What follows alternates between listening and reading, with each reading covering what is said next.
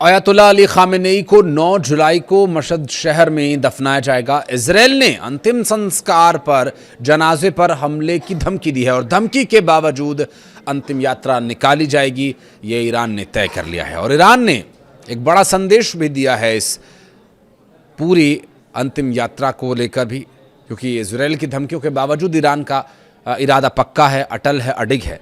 America से शांति वार्ता के बीच भी अविश्वास बरकरार है। तो वहीं पिता के अंतिम संस्कार को लेकर मुज्तबा अली खामेनेई का क्या कदम होगा, इसके बारे में भी बात करेंगे। नमस्कार, मैं हूं आशीष त्रिपाठी। और ईरान के एक सैन्य कमांडर ने गुरुवार को अमेरिका और इजराइल को ईरान पर किसी भी हमले के खिलाफ चेतावनी दी है।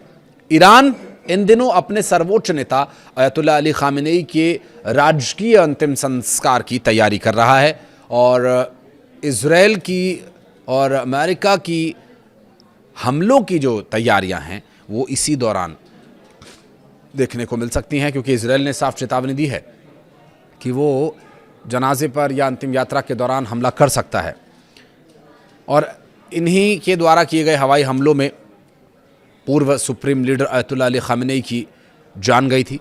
ईरान को इस बात को लेकर के ज़रूर सजग रहना होगा, क्योंकि इजराइल ने खामेनेई के अंतिम संस्कार को निशाना बनाने की तैयारी भी कर ली है। और उनका ये इजरायली रक्षा मंत्री इजराइल कार्ड्स के उस बयान के बाद और भी चिंताजनक हो जाता है, जिसमें ईरान के सर्वोच्च नेता रहे अयतुल्ला अली खामेनेई के अंतिम संस्कार के दौरान हमला किए जाने की बात सामने आई है। हमला किया जा सकता है, इस तरह की तैयारियां और धमकियां इजराइल की तरफ से दी जा रही हैं। जबकि इस वक्त सर्वोच्च नेता मुज्तबा अली खामेनेई की हत्या की धमकी भी दी गई थी। ऐसे में ईरान खामेनेई के अंतिम संस्कार को लेकर के पूरी तरह से आश्वस्त है और वो अंतिम संस्कार करेगा ही। किसी भी हमले का कोई डर, कोई भय होने की वजह से वो इसमें कोई भी बदलाव नहीं करने वाले हैं।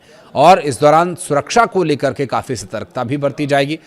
और खामेनेई के अंतिम संस्कार की प्रक्रिया 4 जुलाई को तेहरान में शुरू होगी, जो 9 जुलाई को उनके गृह नगर मशहद शहर में दफनाने की प्रक्रिया के साथ संपन्न होगी। इन तारीखों के बीच कोम और इराक में कुछ कार्यक्रम आयोजित किए जाएंगे। बुधवार को ईरान के विदेश मंत्री अब्बास अराक्ची ने भी इसी तरह की चेतावनी दी थी। उन्होंने कहा था कि अगर ईरान के लोगों या नेतृत्व के खिलाफ कोई खतरा पैदा होता है तो तेहरान उसका तुरंत और जोरदार जवाब देगा। दरअसल मुज्तबा अली खामेनेई को ईरान प्रशासन ने इस अंतिम यात्रा में शामिल न होने की सलाह दी है और अंतिम यात्रा के दौरान मुज्तबा अली खामेनेई उस यात्रा में शामिल नहीं होंगे। ये ज़रूर हो सकता है कि वो दफनाने की विधि के दौरान वहाँ पर मौजूद हों या फिर वे समय को लेकर के कुछ बदलाव किए जाए, क्योंकि सुरक्षा की दृष्टि से मुज्तबा अली खामेनेई को पहले भी हमले के दौरान जान से मारने की धमकी इजराइल दे चुका है। तो ऐसे में इस वक्त सुप्रीम लीडर का सेफ रहना बहुत ज़रूरी है और मुज्तबा अली खामेनेई की सेफ्टी को देखते हुए ईरान इस बारे में न सिर्फ प्रयासरत है बल्कि वो इसे पूरी तरह से प्रभावी भी रखना चाहता है और मुज्तबा अली खामेनेई को सुरक्षित रखना चाहता है।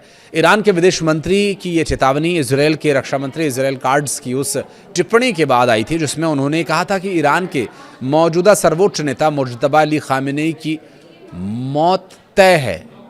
ईरानी मीडिया ने अंतिम संस्कार के दौरान सुरक्षा के कड़े इंतजामों की खबर दी है। तो वहीं ईरान के नागरिक उड्डयन संगठन के प्रमुख ने बुधवार को कहा था कि तेहरान और मशहद सहित कई शहरों के ऊपर हवाई क्षेत्र यानी जो एयर स्पेस है उस पर अस्थायी प्रतिबंध लागू किए जाएंगे। इससे पहले अमेरिका और ईरान के बीच कतर की राजधानी दोहा में 2 दिन तक चली तकनीकी स्तर पर अप्रत्यक्ष वार्ता बुधवार को बिना किसी ठोस नतीजे के समाप्त हो गई।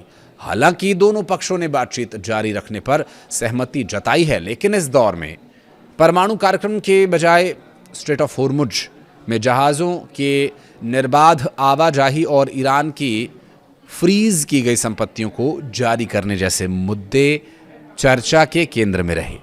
सूत्रों के हवाले से बताया गया कि दोनों देशों के प्रतिनिधिमंडलों ने आमने सामने बातचीत नहीं की।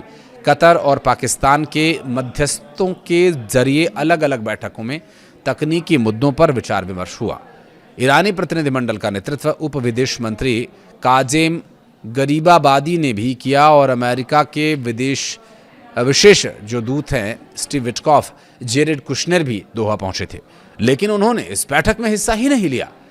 बातचीत समाप्त होने की पुष्टि तो दोनों ने कर दी है, लेकिन बातचीत का कोई हल निकल पाया है ऐसा कुछ किसी की तरफ से नहीं बताया गया। दरअसल किसी भी विवादित मुद्दे पर सहमति बनने का दावा तक भी नहीं किया गया है। और जिस तरह से मुश्तबा अली खामेनेई का अंतिम यात्रा में शामिल न होने की बात है और इजराइल की तरफ से दी गई धमकियों की बात है, तो इन सभी विषयों को लेकर के भी अमेरिका की तरफ से संभव है कि इजराइल को थोड़ा सा कंट्रोल करने का प्रयास किया जा सकता है, क्योंकि यदि वे इस अंतिम यात्रा पर हमला करते हैं तो जाहिर है फिर ईरान भी खामोश या शांत रहने वाला नहीं है, और फिर स्ट्रेट ऑफ हॉर्मुज को लेकर के तो चुनौतियां अमेरिका और इजराइल के सामने बनी ही हुई हैं, तो हो सकता है कि वहां और उस तरफ भी फिर ईरान कोई कदम उठा सकता है। बहरहाल ये शांति वार्ता आगे और परवान चढ़ सकती है, इसका कुछ हासिल वसूल हो सकता है यदि अंतिम यात्रा के दौरान शांति बनी रही तो। आप कुछ कहना चाहें तो कमेंट सेक्शन में ज़रूर बताइएगा। वीडियो को यहाँ तक देखने के लिए आपका बहुत बहुत धन्यवाद।